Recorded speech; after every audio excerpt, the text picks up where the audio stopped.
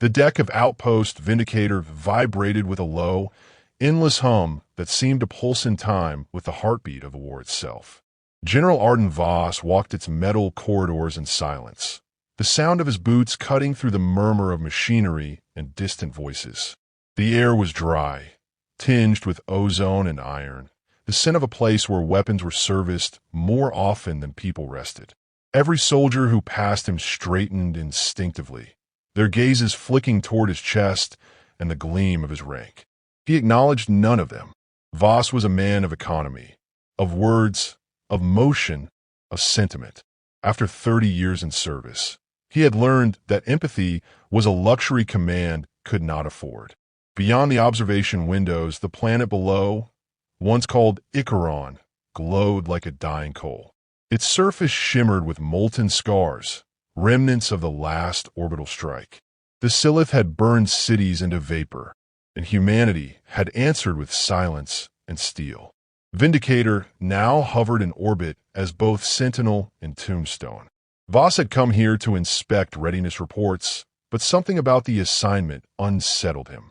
He did not believe in coincidence, and this particular outpost carried a reputation whispered among soldiers, stories of a sniper whose bullet had stopped a warship.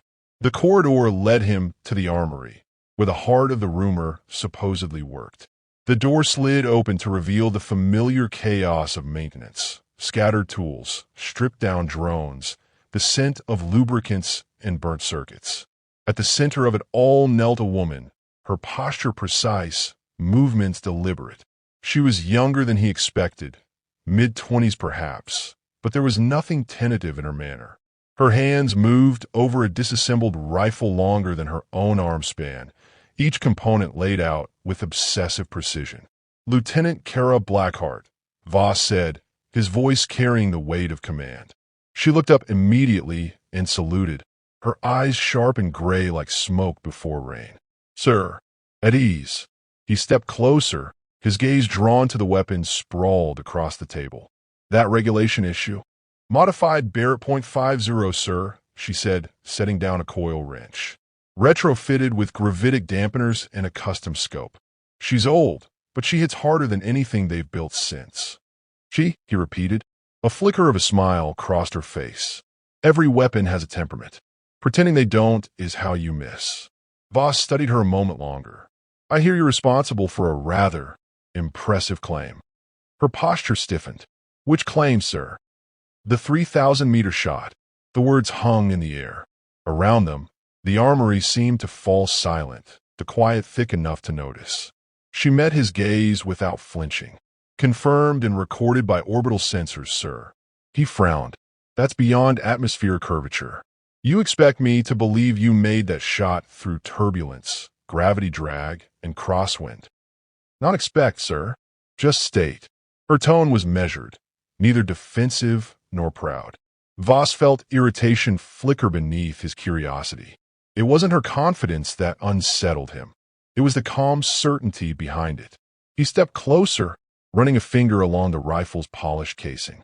A small engraving caught his eye. 3,000 meters confirmed kill. The metal was smooth and official, Federation issue. No rumor after all. He looked back at her. "You know what that kind of recognition does, Lieutenant? It paints a target on your back. Heroes don't live long in this war." "I didn't ask for a badge, sir." "Then why accept it?" She hesitated. "Because someone had to believe it happened. Otherwise, it's just another ghost story." Her answer surprised him. He'd expected arrogance or false humility, but there was neither. Just a soldier anchored to reality by the thin wire of duty.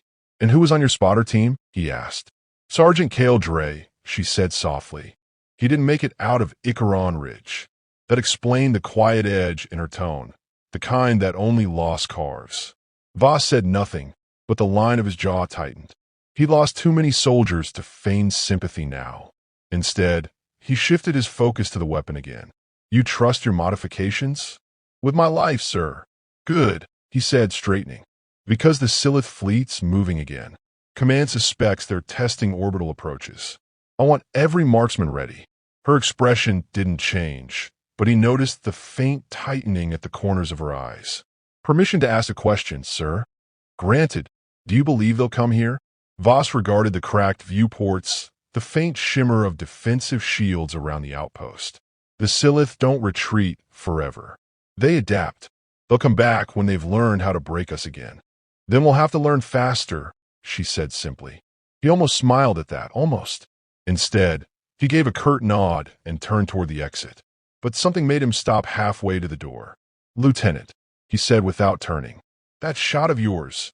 It wasn't luck, was it? No, sir. What was it then? She paused, considering her words. Calculation, timing, wind, and believing the impossible doesn't mean it can't be done. Voss glanced back at her, studying the way she stood, straight-backed, composed, utterly certain in her own skin. Keep your rifle ready, he said, and your belief sharper than your aim. Yes, sir. He left her to her work, but the conversation lingered in his mind long after. There was something about the lieutenant that gnawed at the edges of his discipline, a reminder of the kind of conviction he'd long since buried under orders and protocol. She believed in something more than survival, though he couldn't yet name what. As he made his way toward the command deck, the intercom crackled to life. Alert! Long-range sensors detecting subspace interference. Potential Silith signature. The words echoed down the corridor, tightening the air. Voss's pace quickened. On the bridge, officers scrambled to their stations, eyes darting across holographic readouts. Report, he ordered. Unknown vessel at the edge of radar resolution, sir. Faint, intermittent, almost cloaked. He frowned. Almost isn't good enough. Give me visuals. Static filled the main display, resolving slowly into a blurred silhouette. A dark crescent sliding through the void, its outline shimmering with energy distortions. Silith design, unmistakable. Smaller than a warship, but faster. A scout. Trajectory, approaching high orbit, vector aligned with outpost grid. If they're scanning, they already see us. Voss's mind worked quickly. Prep defensive batteries and alert sniper teams. I want overwatch on every exterior bay. Yes, sir. As officers moved, his thoughts drifted briefly to the armory, to the calm woman who treated her weapon like a living thing. There was precision in her demeanor, but also restraint, a rare balance between discipline and instinct. He found himself wondering what she would see through her scope when the enemy finally arrived. Minutes passed. The silhouette wavered, then vanished completely. Sensors went silent. The bridge fell into uneasy stillness. Did we lose it? The communications officer asked. Voss stared at the empty void on the screen. No, they wanted us to see them.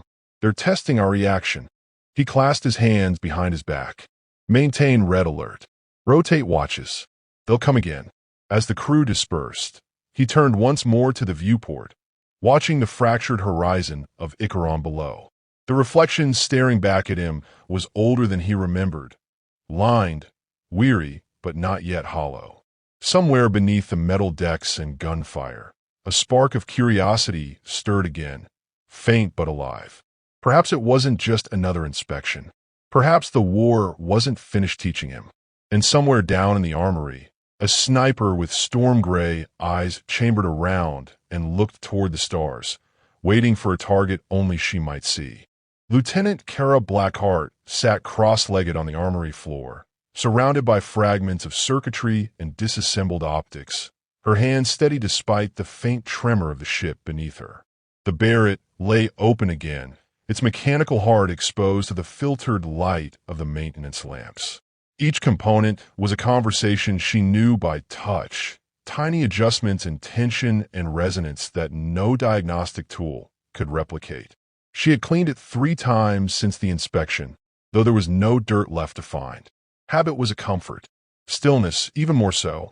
When the door hissed open behind her, she didn't turn. The rhythm of the steps told her who it was.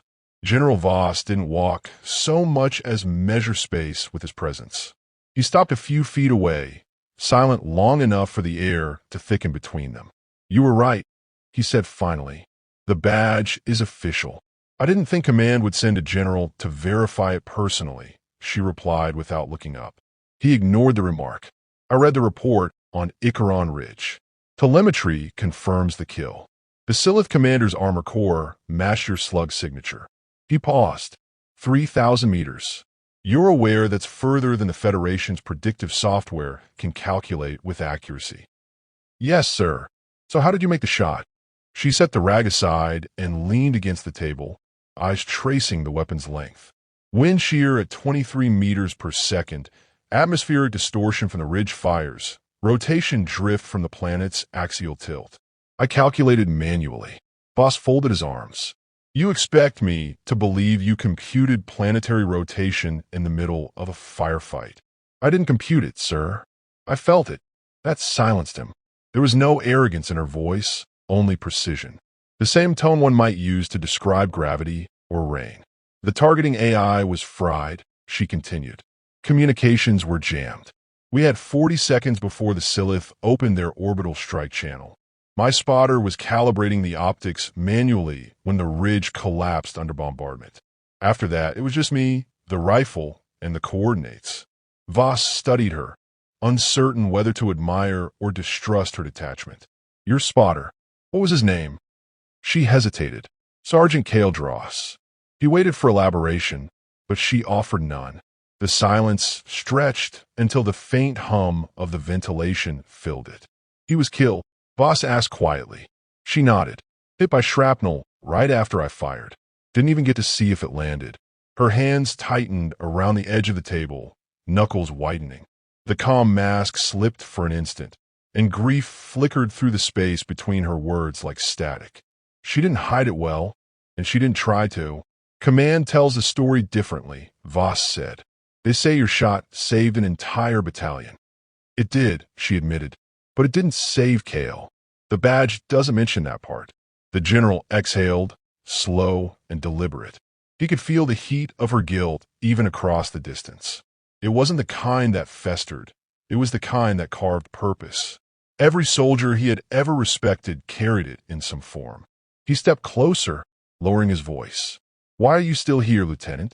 With that record, you could be anywhere, Earth, Luna, one of the core academies. Her lips curved faintly, almost a smile.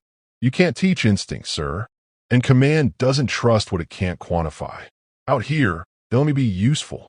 He recognized the tone of someone exiled by success. Too talented to ignore, too unpredictable to promote. He'd seen it before. The system's quiet punishment for those who didn't fit the algorithm. The room vibrated slightly as the outpost adjusted orbit, the floor beneath them trembling with the pulse of the engines. Kara returned to the rifle, checking the magnetic seals on the chamber. Her movements were precise, almost ceremonial. You know, Voss said, watching her, most soldiers spend their lives trying to become a story someone else will tell. You already are one. She glanced up. Stories are just ways to make tragedy sound noble. Maybe, he said, but sometimes they remind people what's possible. Before she could reply, the low wail of the station alarm cut through the air. Red lights flared across the walls, bathing the armory in a pulse of warning. Kara was on her feet instantly. The intercom crackled with a clipped voice. Command to all units, Silith drop pods inbound, Vector 97x42. Estimated breach in 7 minutes. Voss turned toward the door. Battle stations. Move. Yes, sir. She grabbed the Barrett, slinging it over her shoulder with practiced ease, and followed him through the corridor. The sterile calm of the outpost had dissolved into controlled chaos. Technicians sealed bulkheads, soldiers armed themselves, and the heavy footsteps of mechanized exosuits echoed through the decks. They entered the tactical observation bay, where holographic projections displayed the incoming assault. Dozens of Silith pods burned like falling stars against the planet's atmosphere, each carrying infantry or drones capable of piercing orbital hulls. Defense grid, Voss demanded. Offline on the port side, a technician replied. EMP saturation from the first wave. Voss's jaw tightened. Then we fight the old way. Kara positioned herself near the main viewport, scanning the display. If those pods breach the docking ring, the entire left flank is gone. Suggestions? She hesitated only a moment. Manual interception. I can tag the command pods before they enter range. Drop them in the atmosphere. That's atmospheric distance, Voss said. You can't shoot through that interference. I've done worse. He looked at her, and for a heartbeat the image of the badge returned. 3,000 meters, one impossible claim made real. The station shuddered again, this time harder. The incoming pods burned brighter, leaving long streaks of plasma across the void. "Do it," he said.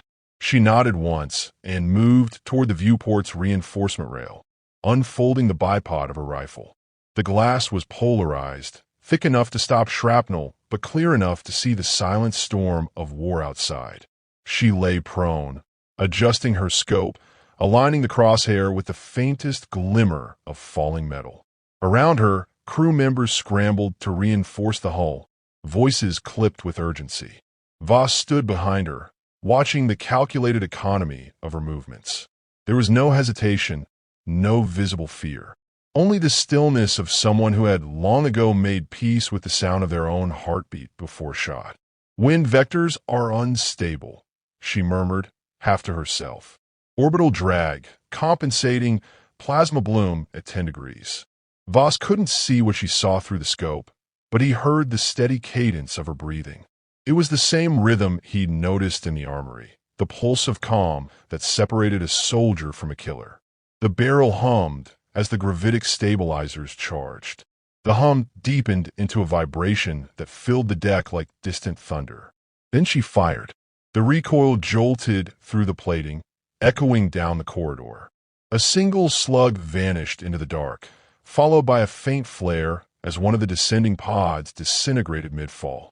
A murmur of disbelief rippled through the nearby crew. "Confirmed hit," Kara said quietly, already recalibrating for the next. Voss stared through the viewport as the debris spiraled away in fragments. "How many rounds do you have?" "Enough," she said. The next shot followed faster, then another. Each one found its target before the alarms could finish cycling. Within moments, half the approaching pods were destroyed, the rest scattering into disarray. Voss turned toward her, words forming and dying before reaching his tongue. What could he possibly say to someone who treated the impossible as routine? Then the deck lights flickered, and a tremor rolled through the outpost strong enough to knock a few soldiers from their feet. Kara steadied herself, eyes narrowing. "That wasn't impact from outside," she said. "That came from within." Voss met her gaze, realization dawning. Somewhere deep in the belly of the station, something had gone wrong. The Silith might not need to breach the hull at all. The alarms changed pitch, longer, deeper, no longer a warning but a confirmation. "Internal breach detected." Kara rose slowly, locking the rifle's chamber. "Then it's not over yet." Voss nodded, drawing his sidearm. The hum of machinery was gone now, replaced by a stillness that felt like the breath before a storm. "Stay close, Lieutenant," he said.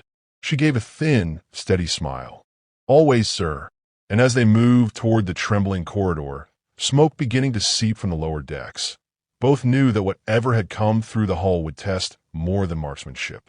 It would test what remained human in them both. The corridor was a throat of smoke and alarms.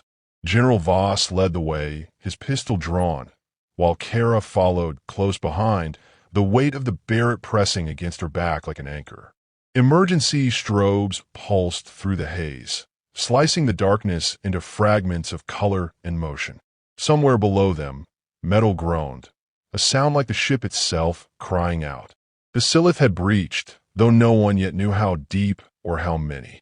They reached the junction to the lower decks, where 2 soldiers were sealing a bulkhead. One turned, face streaked with ash. "Internal explosion near reactor conduit C-12, sir." Not a breach, an infiltration. They tunneled through the cooling ducts. "How many?" Voss asked. 2, maybe 3 dozen. Drones and infantry. "Hold this line," Voss ordered. "Blackhart and I are heading to the reactor." The soldiers saluted, sealing the hatch behind them as Voss and Kara descended the maintenance ladder. The deeper they went, the louder the vibration became, a rhythmic pounding that resonated through the hull. Kara recognized it, the metallic cadence of Silith crawler drones. She adjusted her rifle's sling, her movements fluid despite the narrow passage. When they reached the conduit level, the air was thick with heat and the smell of scorched insulation. The lights flickered erratically, illuminating brief snapshots of twisted pipes and severed cabling. Voss moved ahead, sweeping corners, while Kara crouched low, eyes flicking to every shadow.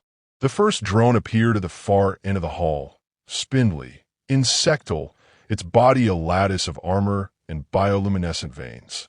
Kara fired before it could fully unfold, the shot shattering its core in a single flash. The recoil echoed off the walls like thunder. "Nice shot," Voss muttered. She didn't answer, already scanning for more. The next wave came crawling from the ceiling vents, their claws scraping metal as they moved with a chilling coordination. She dropped two before they reached the floor, then rolled behind a support beam as Voss unleashed a burst of plasma fire. "They're not here to destroy the reactor," she shouted over the din. "They're guarding something." What could they be guarding? Not what? Who? Even as she said it, she saw it. A larger silhouette moving behind the drones, humanoid, but too smooth, too deliberate. The Silith commander. It walked through the chaos as though the air abated, its translucent armor pulsing with inner light. The drones deferred to it, forming a protective circle. Voss cursed under his breath. "That's a command unit. We kill it, the others go blind." Kara positioned herself, bracing the Barrett against the floor. "Then we kill it." She calibrated instinctively, distance, windless air, the pulse of the ship's gravity field. But the shot was complicated. Heat distortion from the conduits warped her optics. Voss saw the hesitation. "What do you need?" "Stability. The hull's vibration throws my sight." "Can you compensate?" "Maybe," she said, "if I sync to the reactor's harmonic cycle." He frowned. "That's suicide. One misstep and the surge cooks you." She smiled faintly. "Then I won't misstep." Voss nodded, moving to cover her. He could feel the tension in the air, that electric quiet before the decisive act. The commander raised one arm, a gesture that sent another wave of drones surging forward. Kara exhaled once, slow and precise, feeling the vibration of the ship through her palms. She let it sink with her breathing, the rhythm steadying her aim. The world contracted to a line, the crosshair and the alien's luminous core. She fired. The Barrett's roar filled the conduit. The round punched through the air in a rippling shockwave, a perfect line of intent and fury. The Silith commander staggered as the projectile tore through its armor, detonating the energy reservoir within. The explosion rippled outward, scattering the drones like shattered glass. Silence followed, abrupt and absolute. The smell of ozone replaced the smoke. Voss stared through the settling dust. The commander lay motionless, its light dimming into darkness. "You did it," he said quietly. Kara's eyes didn't leave the body. "Not yet." The deck trembled again, harder this time. A klaxon blared, sharper and more urgent. The command console at the end of the hall flickered with red warnings. Reactor instability. Voss ran to the terminal, scanning the readouts. The explosion destabilized the core regulators. Containment's failing. How long? For minutes, maybe 5. Kara shouldered the rifle. "Then we need to vent the conduits manually. That means going into the access chamber. Radiation levels. Won't matter if we stay here," she interrupted. He met her eyes, and in that moment, he saw Kale's ghost reflected there, the unspoken loyalty of someone who never left their post, no matter the cost. "Fine," he said, "but I'm going with you." They entered the access chamber, the heat rising like a living thing. Warning lights spun across the walls, painting their faces in red and white flashes. Kara moved to the manual release valve, while Voss worked on the control bypass. Sweat ran down his temples, stinging his eyes. "Almost there," he muttered. Kara gripped the valve wheel, muscle straining. The metal resisted, then turned with a tortured groan. Steam burst from the pipes above, filling the air with a hiss. The reactor's pulse slowed, the alarms shifting from catastrophic to critical. "It's working," she said. "Hold it steady," Voss replied. "We need to balance the flow." She locked the valve into place and glanced at the viewport. Through the haze, the planet glimmered below, an endless scar of war, burning softly against the void. The sight made her throat tighten. "General," she said quietly. Why do we keep fighting for worlds like this? Because someone has to, he answered. The sincerity in his tone surprised her. He wasn't a man given to sentiment. For the first time, she saw the wear in him, the cracks behind command, the burden of too many victories that felt like losses. Before she could respond, the floor convulsed. A secondary blast threw them both to the ground. Sparks showered from the ceiling. Kara rolled on her knees, coughing. The control console was ablaze. Containment's gone, Voss rasped. We need to eject the entire core before it takes the station. She scanned the damage. The manual overrides destroyed. There's one option left, he said grimly. We trigger it remotely from the observation deck. But we'll have to get there before the failsafes lock. How far? 2 decks up. Kara helped him to his feet. He was bleeding from a cut above his eye, but he waved off her concern. They sprinted through the ruined corridor, alarms wailing, smoke rolling behind them like a living shadow. The metal groaned louder now, the outpost shuddering with the reactor's dying heartbeat. They reached the lift, only to find it offline. Kara pointed to the maintenance ladder. That way. Voss nodded, climbing with one hand while the other clutched his pistol. Kara followed, the Barrett bumping against her shoulder. Each rung vibrated with the tremor of imminent failure. When they emerged onto the observation deck, the glass viewport stretched before them, framing the distant stars. Voss staggered to the control panel, entering the command sequence. Core ejection in progress, the computer announced. Manual confirmation required. He looked at Kara. You started this. You finish it. She approached the console and placed her palm on the scanner. The system beeped once, acknowledging her command. Outside, the lower section of the station detached, a blinding flare consuming it as the reactor was hurled into space. The explosion painted the void in gold and white fire. The deck shook violently, then settled. Silence fell once more, broken only by the faint hum of stabilizers correcting orbit. Voss exhaled, leaning against the console. You saved the outpost, he said. Kara looked through the glass, watching the dying light fade. I just made another impossible shot, she murmured. Her voice carried both pride and sorrow. Voss studied her profile, the calm precision still there but tempered now by something softer. Acceptance, perhaps even peace. He opened his mouth to speak, but the communication line crackled to life. This is command, a voice said. Silith forces retreating. Outpost secure. Repeat, outpost secure. Kara turned toward the sound, but her vision blurred. Her legs gave out, the world tilting. She felt warmth spreading across her ribs where shrapnel had torn through her armor earlier, unnoticed until now. Lieutenant. Voss caught her before she hit the floor. Her breathing was shallow, her face pale but calm. Guess I didn't feel that one, she whispered. Stay with me. She managed a faint smile. Don't worry, sir. I'm still here. Her eyes drifted toward the stars as darkness crept in. Outside, the remnants of the explosion glowed like a constellation, a mark on the void that would fade slowly but never vanish entirely. Then her breathing steadied, faint but present, and Voss tightened his grip. The battle was over, but something larger had begun, a reckoning neither of them yet understood. The med bay was silent except for the rhythmic whisper of ventilators and the faint pulse of the ship's engines. General Voss stood beside the recovery pod, watching the rise and fall of Kara Blackhart's chest beneath the translucent shell. Her vitals glowed steady green on the monitor, though the doctors had warned him it would be days before she could stand again. Shrapnel had torn through muscle and armor alike, but her heart, both the physical and whatever indefinable part powered her, had refused to stop. That, he thought, was the most human thing about her. Outside the viewport, the wreckage of the reactor drifted in silence, a wreath of light orbiting the station like a memorial. The Silith had withdrawn without further engagement, leaving only static in their wake. Command had already issued the official report.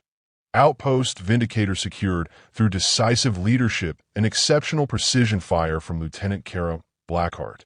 The words felt too small for what he had witnessed. He had read the report twice before closing the file. Leadership was a convenient term for desperation guided by instinct. Precision was another word for faith. The truth was Messier, alive in the spaces between orders and chaos. And though the story would be archived as a victory, he knew victories in this war rarely felt like triumphs. Kara stirred. Her fingers twitched against the glass before she opened her eyes, pupils dilating against the light. The nurse nearby adjusted the pod settings, then stepped back at Voss's nod. The glass receded with a faint hiss, and cold air spilled out, carrying the antiseptic scent of recovery. "General," she murmured, voice hoarse but steady. "Lieutenant," he answered. "Welcome back." She blinked slowly, orienting herself. "How long?" "2 days. You've been out cold since the core ejection." Her gaze drifted toward the ceiling. "The outpost. Stable. We're holding orbit. Command has already declared the mission a success." A faint smile tugged at her lips. "That's one word for it." Voss allowed himself the ghost of a chuckle. "You saved 2,000 people. Don't diminish it. I didn't do it alone." "No," he agreed quietly. "But no one else could have done it like you." She studied him, reading something in his expression that wasn't there before. He seemed less rigid now, the edges of his form softened by reflection. War had been his language for decades. She had just rewritten a piece of it. "I heard you stayed with me," she said. He nodded once. "Doctors wanted me gone, but I outshrank them." That drew a genuine smile. "You're a stubborn man, sir. Comes with the uniform." They shared a brief silence filled only by the hum of medical instruments. Outside, the wreckage shimmered faintly as it passed the viewport, fragments catching starlight like drifting embers. Kara's eyes followed them. "Kel would have liked that view," she said softly. Voss didn't interrupt. "I keep thinking about the moment before the shot," she continued. "The silence. It's always louder than the recoil. You'd think it gets easier, but it never does." He folded his arms. "That's not weakness, Lieutenant. That's what keeps us from turning into the things we fight." She looked at him then, studying the creases on his face, the faint exhaustion that discipline could no longer hide. "You've seen a lot of wars," she said. "Do they ever end?" He considered the question carefully. "Wars end, but soldiers carry them long after." She nodded, as though confirming something she already knew. The door slid open behind them, and a courier entered with a digital slate. "Orders from High Command, sir," he said, saluting before retreating. Voss glanced at the display. Kara watched his expression shift from mild irritation to disbelief. "They've reassigned you," he said finally. "Where to?" "Earth. Instructional Command. They want you at the Marksman Academy." Her brows lifted in surprise. "They want me to teach. They want to turn you into a symbol," he corrected. "The ghost of Vindicator. They'll polish the story, make it sound like destiny. People need heroes right now." She sat up slowly, grimacing against the pull of her stitches. "I didn't take that shot to become a story, sir." "I know," he said, his tone measured. "But stories matter, even the ones we don't choose." The idea seemed to weigh on her. She had spent her life avoiding attention, surviving in the quiet corners of war where recognition meant exposure. Now they would turn her into a legend, a weapon wrapped in myth. She wasn't sure which fate felt heavier. Voss stepped closer, placing the slate on a side table. "You can refuse. I'll endorse whatever decision you make. But understand this, people will remember that shot whether you claim it or not. The difference is whether you let them remember it truthfully." She met his gaze, and something like resolve flickered there. "Then I'll tell him my way." "That's the spirit," he said with a faint smile. A soft chime interrupted them. The Outpost's AI announced, "Incoming transmission, classified priority." Voss accepted it, projecting the holographic message above the console. An image flickered to life, fragments of Silith glyphs half-decoded. Then a line of translated text appeared beneath. "Human sniper, designation Blackhart. Target profile, unquantifiable. Strategic threat classification, anomalous." The words hung in the air like a shadow that refused to disperse. Kara frowned. "They're tracking me." Voss studied the data, his expression unreadable. "No, they're afraid of you. That doesn't make me feel better." "It should," he said. "Fear means respect." And respect means they finally understand what they're up against. She leaned back, exhaling slowly. The notion of being feared by the Silith unsettled her more than she wanted to admit. She had never fought for glory, only survival. Yet somewhere out there, her name was now etched into the enemy's records, proof that a single human could strike beyond probability. Let them remember, Voss said, closing the file. Let them wonder how one soldier made the impossible look inevitable. He turned to leave, but hesitated at the door. I'll see to it your badge stays exactly as it is. No revisions, no embellishments. Just the numbers. 3,000 meters. Her voice stopped him. Sir, he looked back. Thank you, she said simply, for believing me when you didn't have to. He inclined his head. You earned that belief. When he was gone, the room felt both larger and quieter. Kara stared at the Barrett resting beside the bed, its matte surface reflecting the faint pulse of the medical lights. She reached out, tracing the edge of the engraved badge with her fingertips.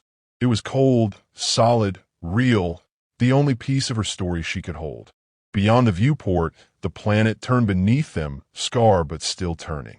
For the first time in months, she let herself imagine something beyond war. A morning without alarms. A world where precision wasn't measured in meters or kills. She wasn't sure such a world existed, but the thought didn't feel impossible anymore. Her reflection in the glass looked older than she remembered, but there was clarity in her eyes. She thought of Kale, of his steady voice calling wind direction, of his laughter echoing through the dust. She whispered his name once, quietly, as though the stars might carry it somewhere. It still mattered. A faint hum drew her attention to the console. A new message blinked onto the screen. A simple commendation from command, formal and distant. At the bottom was an appended note written in Voss's own hand. Courage isn't the absence of doubt. It's the refusal to let doubt aim for you. Kara smiled faintly, closing the file. The engines shifted pitch as the station prepared to reposition. She stood, wincing but upright, and crossed to the viewport. The remnants of the destroyed reactor trailed behind the outpost like a constellation of ghosts. In the reflection, her scarred uniform caught the light, and for a fleeting moment, the numbers on her badge seemed to burn brighter than the stars beyond. She touched it once more, a quiet acknowledgement, not of the distance she had shot across, but of the distance she had traveled within herself. When the intercom announced departure readiness, she didn't look away from the glass. Let's go home, she whispered to no one in particular, and for the first time since the war began, the word didn't feel like a place. It felt like a promise.